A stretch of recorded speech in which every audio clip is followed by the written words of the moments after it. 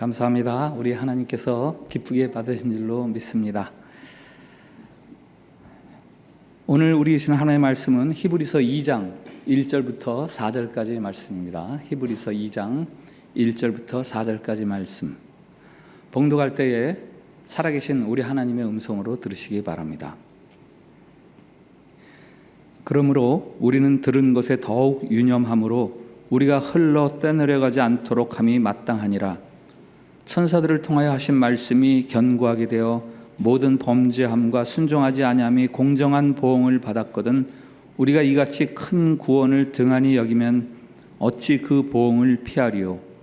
이 구원은 처음에 주로 말씀하신 바요 들은 자들이 우리에게 확증한 바니 하나님도 표적들과 기사들과 여러 가지 능력과 및 자기의 뜻을 따라 성령이 나누어 주신 것으로서 그들과 함께 증언하셨느니라.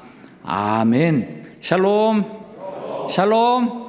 우리 옆에 분들하고 밝은 얼굴 하시고요, 서로 축복의 인사를 나누겠습니다. 하나님께서 우리를 사랑하십니다.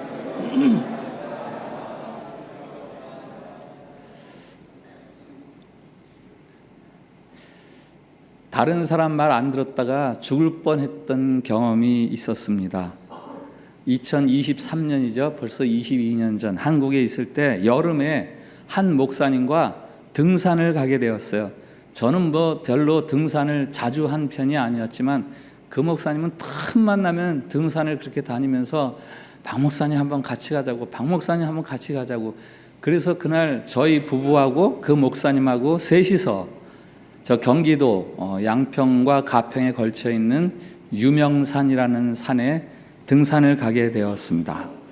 산 입구에 도착하니까 비가 조금씩 내리기 시작하고 사람들도 거의 없었습니다. 매표소에서 표를 사는데 안내원이 말합니다. 내려올 때 골짜기로 내려가지 마세요. 여름비라 언제 갑자기 쏟아질지 모릅니다. 등산이 시작되었어요. 조금씩 빗방울이 굵어지는데 비를 맞으면서 겨우겨우, 그 산이 862m예요. 겨우겨우 올라간 산 정상. 그러나 그 비 오는 산 정상에서 보는 그 경치는요, 장관이었어요. 장관. 정말 아름답고, 그러나 비가 너무 오니까 아쉽지만 빨리 내려가야 되겠다. 그래서 채 5분도 안 있고 이제 내려오기 시작하는데 그 목사님이 그러십니다. 올라온 길로 내려가면 재미없으니까 우리 다른 길로 내려갑시다. 나중에 알았는데 그 다른 길이 바로 안내원이 내려갈 때 다른 길로 가지 마세요 그 골짜기 길이더라고요. 내려오는 동안에 비가 장대비로 변하는데요, 그 온 산에 내린 비가 다 한 곳으로 모이잖아요. 삽시간에 골짜기에 물이 불어나는데 그 골짜기를 따라서 있던 등산로가 다 덮쳐버리고 이제 길이 없어요. 근데 다시 올라가자니 너무 지쳐가지고 올라갈 수도 없고, 그래서 할 수 없이 산 허리를 타면서 내려오기 시작하는데 골짜기 물이 여기 허리까지 차는데요, 이걸 4번이나 건너댔어요. 휩쓸려 갈까봐 서로 손을 꼭 잡고 지탱해 주면서 이렇게 크로스 하면서 제 아내는 2번이나 넘어졌어요. 물속에 빠지고 TV에서 보았던 그 헬리콥터가 와가지고 구조받던 사람들이 자꾸 이렇게 연상이 되더라고요. 겨우 탈진할 때쯤 돼서 겨우 저 밑에쯤 돼 밑에 한 80%, 90% 내려오니까 겨우 이제 길이 조금 다시 보이기 시작해서 그 길을 따라서 내려올 수 있었습니다. 양평의 한 음식점에 앉아서 냉면을 먹으면서 제가 말했어요. 유명산에서 유명을 달리할 뻔했습니다. 그 목사님이 너무 미안해하면서 안내원의 말만 잘 들었어도 이렇게 고생시켜드리지 않았는데 정말 미안하다고. 여러분, 저를 보는 거 정말 은혜예요. 제 은혜입니다. 제 은혜. 살다 보면 꼭 따라야 하는 격려나 충고의 말들이 있습니다. 오늘 히브리서 기자가 동일한 이야기를 우리들에게 하고 있습니다. 우리 1절을 한번 같이 읽어볼까요? 시작. 그러므로 우리는 들은 것에 더욱 유념함으로 우리가 흘러 떠내려가지 않도록 함이 마땅하니라. 아멘. 우리가 들은 것 잘 유념해서 우리가 흘러 떠내려가지 않도록 하는 게 그게 마땅한 거 아니냐? 새 번역에서는 이렇게 나와 있어요. 그러므로 우리는 들은 바를 더욱 굳게 간직하여 잘못된 길로 빠져드는 일이 없어야 마땅하겠습니다. 그러므로로 시작하죠. 그러므로 지난주에 살펴본 1장에서 예수님을 통해 말씀하시는 하나님과 이 그러므로가 연결이 되는 겁니다. 하나님이 옛적에는 선지자들을 통해서 여러 가지 방법으로 여러 번 말씀하시고 지금은 마지막으로 아들이신 예수 그리스도를 통해서 우리에게 말씀해 주신다. 그러므로 이 하나님의 말씀, 그 말씀을 잘 들어야 된다. 그렇지 않으면 우리가 흘러 떠내려간다. 말씀하시는 하나님, 그 하나님의 말씀을 잘 들어야 됩니다. 굳게 붙들고 따라가야 합니다. 그렇지 않으면 우리가 잘못된 길로, 아주 위험한 길로, 혹은 우리를 멸망시킬 길로 우리가 흘러가게 되어 있어요. 여러분이 주일날 모여서 예배 중에 듣는 이 하나님의 말씀, 이 말씀은 뭐 예배 시간 그래도 1시간 정도는 해야 되지 않나? 시간 때우기 위해서 마련한 그런 말씀 시간이 아닙니다. 혹은 순서, 그래도 순서를 좀 다양하게 해야지 순서를 채우기 위해서 마련한 시간도 아닙니다. 여러분에게 하나님의 말씀이 전달되어서 여러분의 삶을 그 하나님의 말씀을 따라 살아가라고 전해지는 시간이에요. 삶 속에서 오늘 이 말씀을 잘 붙들고 살아가는 과정이 있어야 합니다 하는 게 오늘 이 말씀입니다. 우리는 내 마음대로, 그냥 내 편한 대로, 나 좋은 대로 살아가는데 너무 익숙해 있어요. 하나님을 믿는다고 하면서 삶에 쫓겨서 분주하게 그냥 말씀 다 무시하고 향방 없이 마구잡이로 살아가면서 그러면서 그러죠. 하나님 믿어도 별게 없네. 교회 다녀도 뭐 별로 복 받는 게 없어. 제가 지도했던 청년 중에 대학에서 체육을 전공했던, 체육으로 대학원까지 그렇게 다닌 그런 학생이, 청년이 있었습니다. 그 즈음에 저를 만나서 막 신앙생활에 재미가 들어가지고 막 이제 이렇게 청년부에서 하는 프로그램에 막 전격적으로 이렇게 동참하고 하면서 그 친구가 한 말이 있어요. 신앙도 훈련하는 만큼 잘하는 것 같아요. 그러더라고요. 체육인들이 왜 그렇게 열심히 땀 흘리면서 훈련을 합니까? 훈련한 만큼 실력이 늘어나니까. 늘 연습과 살아갔던 그 체육 전공 학생이 하는 말, 신앙도 훈련하는 만큼 잘하는 것 같아요. 우리 옆에 사람 쳐다보면서 한번 같이 인사 나눕시다. 신앙도 훈련하는 만큼 자라납니다.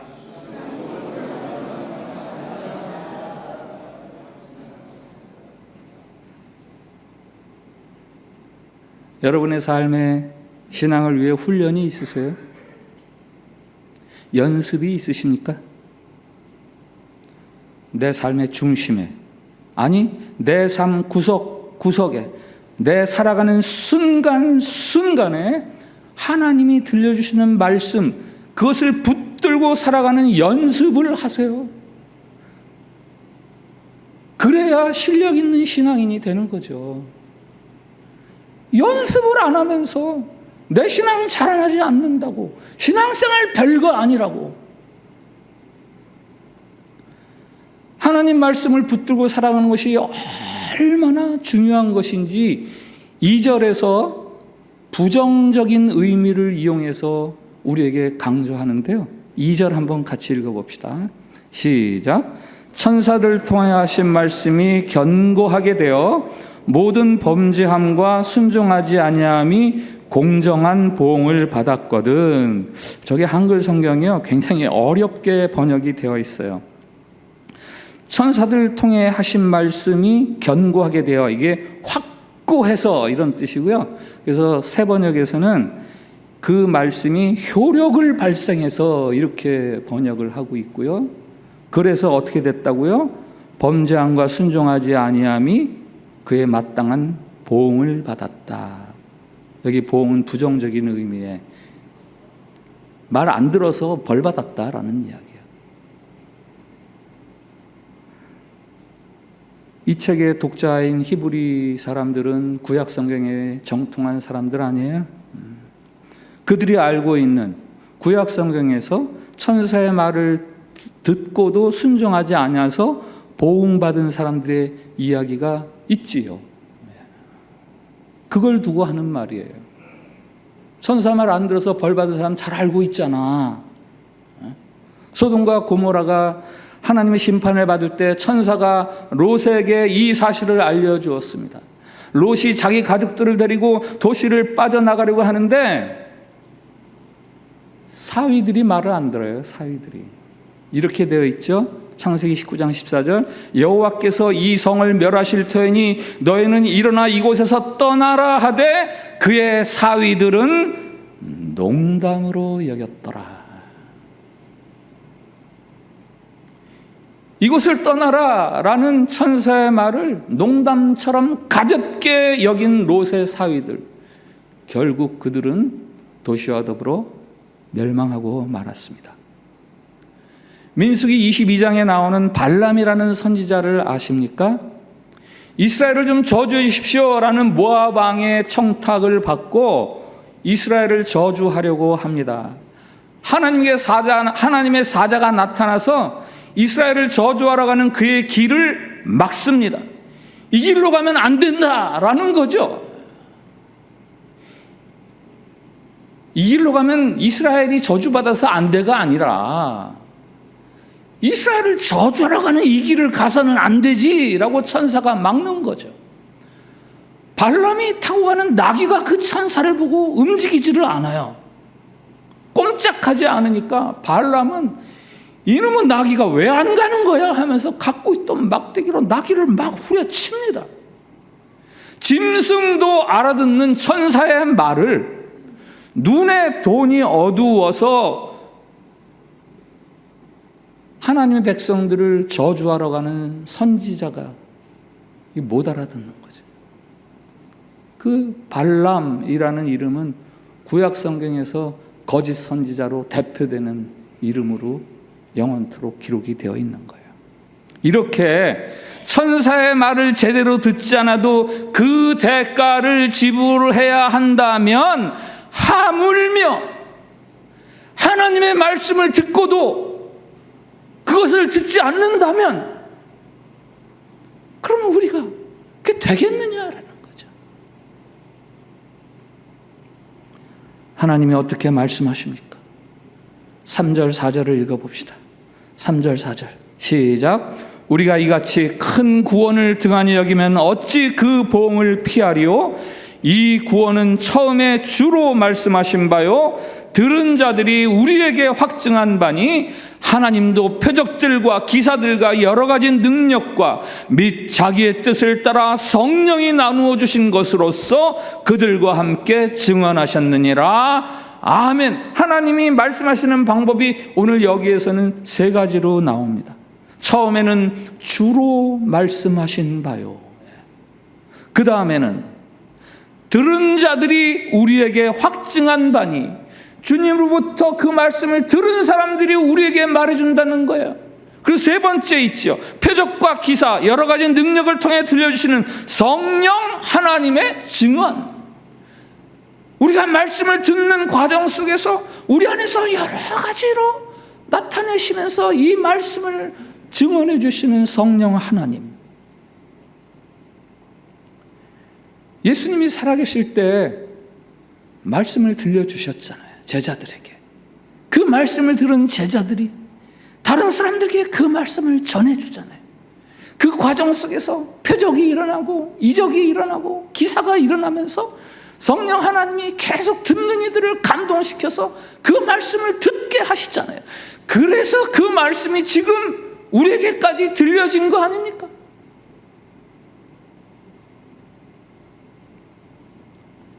우리보다 먼저 하나님의 말씀을 들었던 사람들, 그들이 증언하는 말씀, 그 말씀을 잘 들어야 합니다. 일자리가 없어서 방황하던 한 가난한 젊은이 이야기가 있습니다. 어느 시골 여관에 들어가서 잠을 잤는데 그 다음날 일어나 보니까 신발이 없어졌어요. 누가 신발을 훔쳐간 거죠. 화가 났죠. 그렇지 않아도 지금 돈 때문에 신경 쓰이고 지금 힘들어 죽겠는데 신발까지 누가 가져가는 사람이 누군지 모르지만 욕이 나옵니다. 원망하고 불평하다가 심지어는 하나님까지 원망을 하게 되었어요. 하나님 다 보셨을 텐데 내가 지금 돈 때문에 쩔쩔매고 있는데 신발 가져가는 거 그대로 두시면 어떡해요? 그날이 마침 주일이었는데 여관 주인이 교회 좀 같이 갑시다 라고 이야기하니까 지금 신발 없어져가지고 화나 죽겠는데 교회는 무슨 교회예요?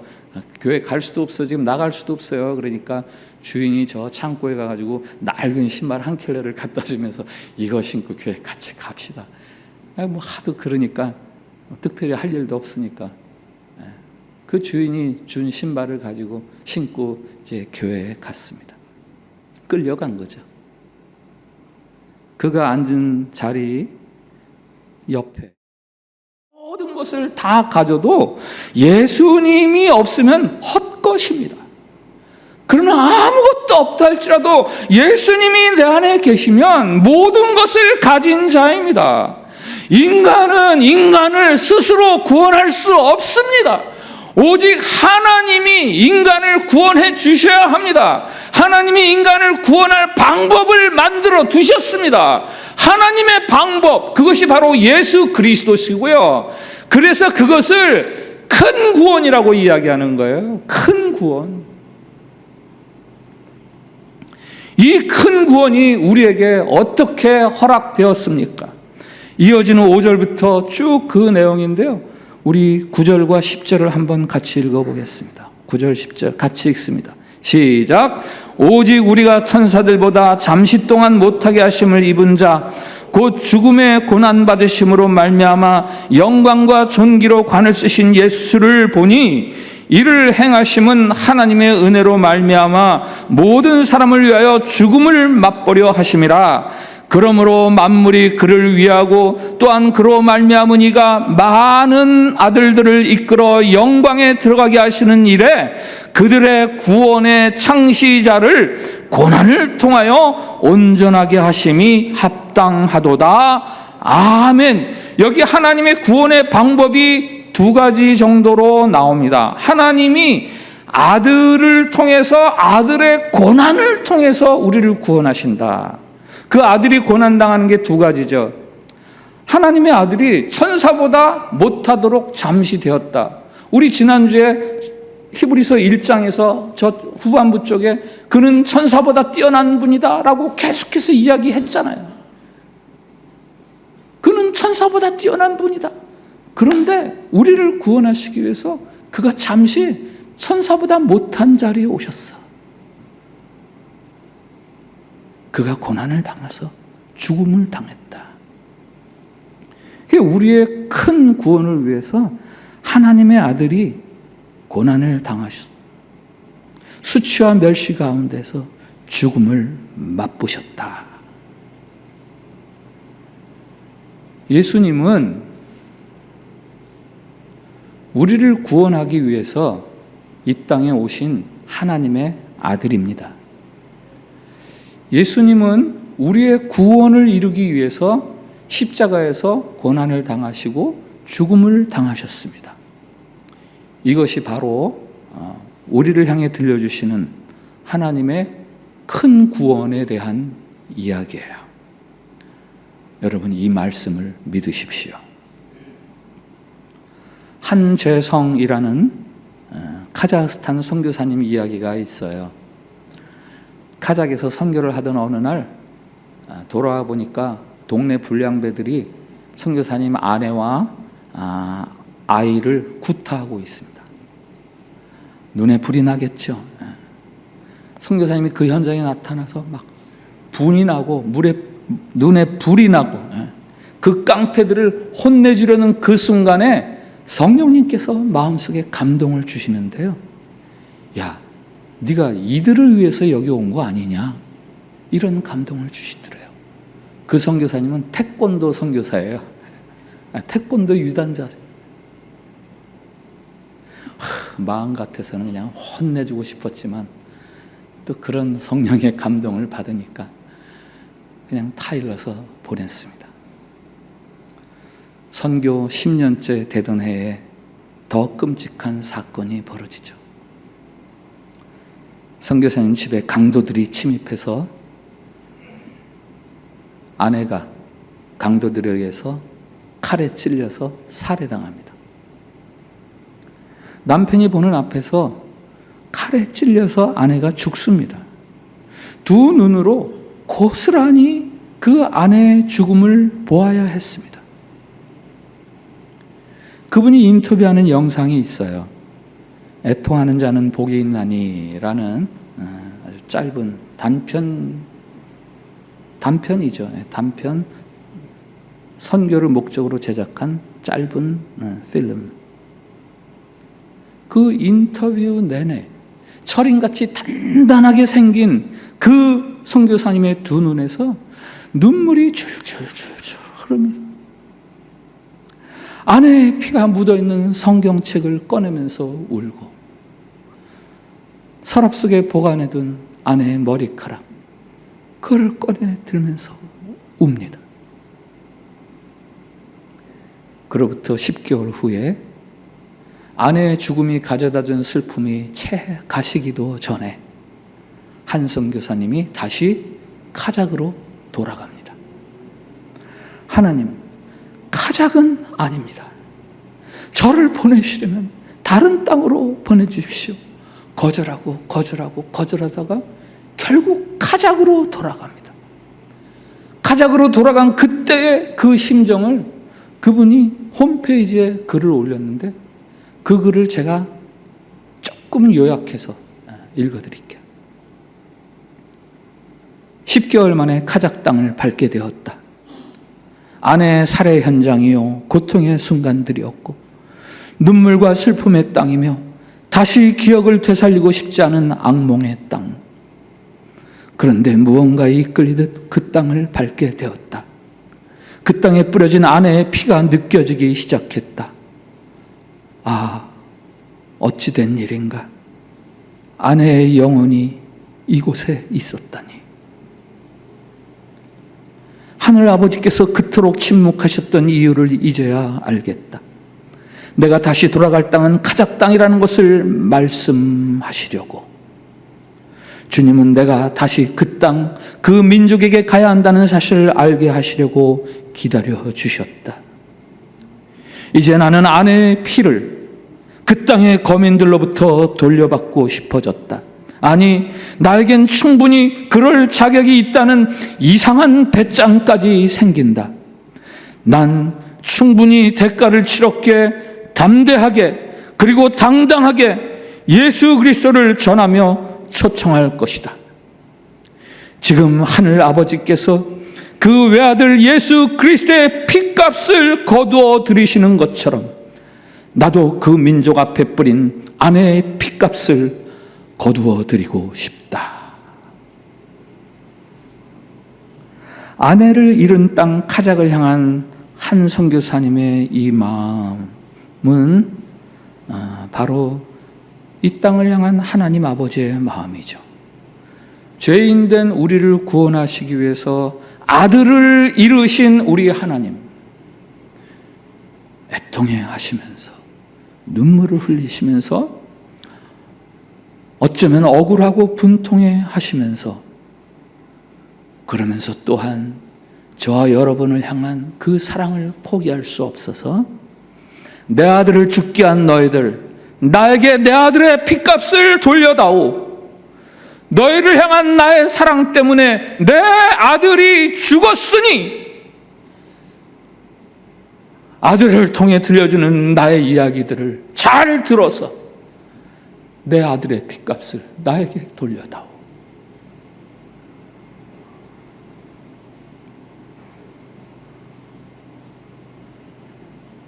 저와 여러분의 큰 구원, 그것을 위해서 큰 죽음이 있었습니다.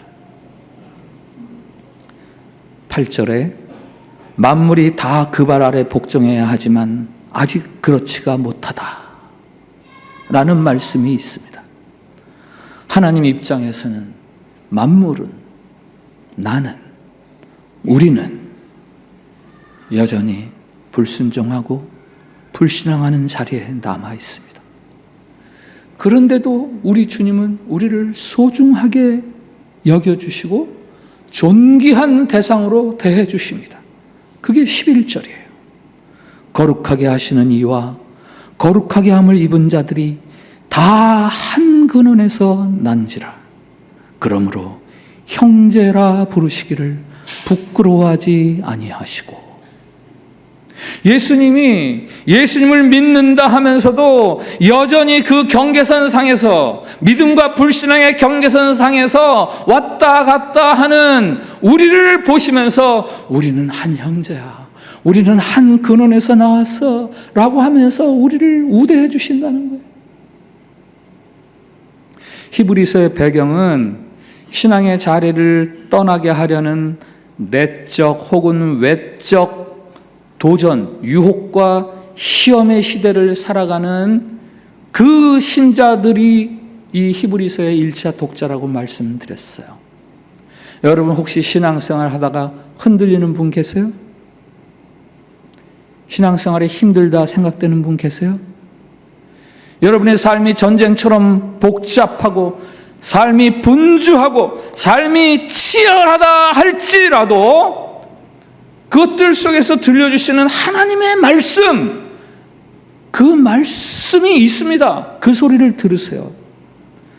삶이 너무 어려워서 그 말씀 듣기가 어렵다고요? 삶이 너무 분주해서 난 너무 여기에 치열해야 되기 때문에 그 말씀 듣기가 어렵다고요? 버스 타보셨죠? 버스가 흔들리면 어떻게 합니까? 어떻게 하세요? 버스 흔들리면 손잡이를 잡아야죠. 버스가 심하게 흔들리면 어떻게 합니까? 손잡이를 더 꽉 잡아야죠.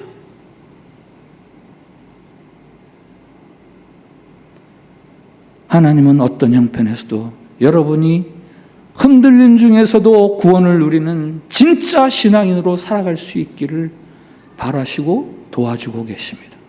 그래서 오늘 큰 구원 이야기, 예수님 이야기를 다시 한번 또 들려주시는 거예요. 오늘 설교를 앞서 소개해드렸던 저의 등산 이야기의 그 결론으로 오늘 설교를 마무리 짓겠습니다. 말 안 들었다가 죽을 뻔했어요. 내 마음대로 했다가 죽는 줄 알았습니다. 이걸 좀 긍정적인 언어로 바꾸면 말씀을 잘 따르세요. 그래야 큰 구원을 얻습니다. 내 마음대로 살아가는 삶 대신에 말씀대로 살아가는 삶, 거기에 큰 구원이 있습니다. 오늘 말씀 앞에서 드리는 우리의 공동 기도가 있습니다. 주님, 예수님의 고난으로 이루신 우리를 위한 큰 구원 감사합니다. 주님, 들려주시는 하나님의 말씀을 잘 듣고 굳게 붙들게 하옵소서. 주님, 믿음을 흔드는 세상 속에서 우리가 지탱할 든든한 반석이 되어 주옵소서. 우리 기도를 같이 드립시다. 시작. 주님, 예수님의 고난으로 이루신 우리를 위한 큰 구원 감사합니다. 주님, 들려주시는 하나님의 말씀을 잘 듣고 굳게 붙들게 하옵소서. 주님, 믿음을 흔드는 세상 속에서 우리가 지탱할 든든한 반석이 되어 주옵소서. 아멘. 예수님을 통해서 큰 구원을 주시는 하나님을 찬양합니다. 죄인된 우리를 구원하시기 위해서 예수 그리스도로 고난당하게 하시며 지금도 우리의 구원을 기다려주시는 주님, 그 놀라운 사랑 이야기를 우리가 붙들게 해 주시옵소서. 굳게 붙들어서 흔들리지 않게 해 주시옵소서. 이 구원의 말씀을 붙들고 우리의 남은 삶들을 살아갈 수 있게 해 주시옵소서. 믿는다 하면서도 늘 부족한 우리를 한 형제라고 불러주시면서 부끄러워하지 않아주시는 주님, 그 사랑 감사하오며 예수님의 이름으로 기도합니다. 아멘.